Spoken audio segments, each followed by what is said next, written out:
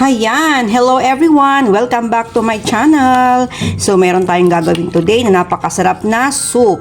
Ito ay ang mushroom. Ito ay oyster mushroom na galing sa garden ng aming kaibigan, kay Sir Ador. Thank you so much sa pagbigay nito. Isang kaibigan kapitbahay namin dito sa amin. At binigyan kami ng bagong pitas na oyster mushroom. At lalagyan ko ito ng, of course, red and green bell pepper.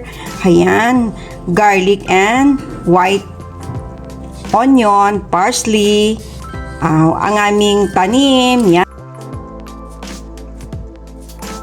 Of course, yung imitation na crab stick. Ito po yung ating mga sangkap na ating kakailanganin para sa paggawa natin ng masarap na sopas. Ayan. Yan, so atin na po umpisahan ang paghahanda ng ating mga sangkap.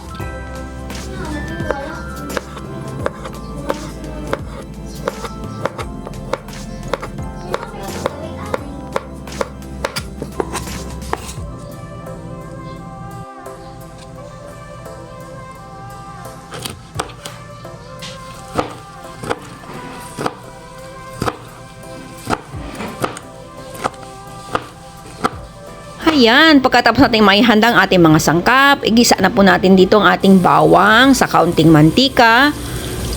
Ayan, hanggang sa ma-aromatic yung ating mga, pati ang sibuyas. Ayan, white onion at ating parsley. Ayan, tsaka yung ating green and red bell pepper natin.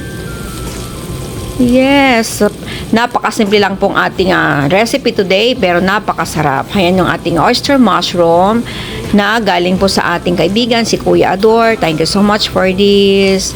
Ayan yung tanim niya na oyster mushroom. Timplahan ng asin at paminta. Ay, pamintang durog. Ayan, then kunting mix lang sa ating mga sangkap. Then, itong ating crab stick. Yung ating imitation na crab stick. Saute lang natin ng kaunting minuto.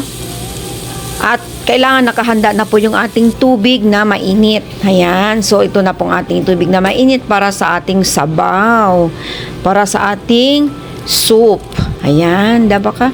Ito kasi ang favorite ko, lalo ngayon sa panahon na to, ay minsan malamig ang panahon. Tapos ito, light lang na dinner or lunch natin. Ayan, diba?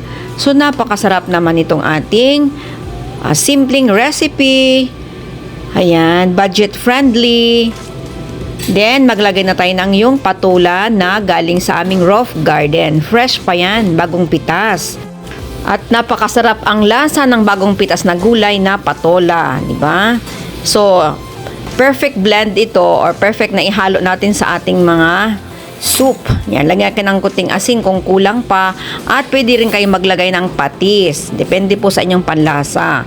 Magdagdag ng konting asin or patis pag kailangan. Ayan, konting kulo ng konti dyan at maglagay ng parsley. Ayan, pabungagin ng parsley at maglagay rin kayo dyan ng garlic, fried garlic.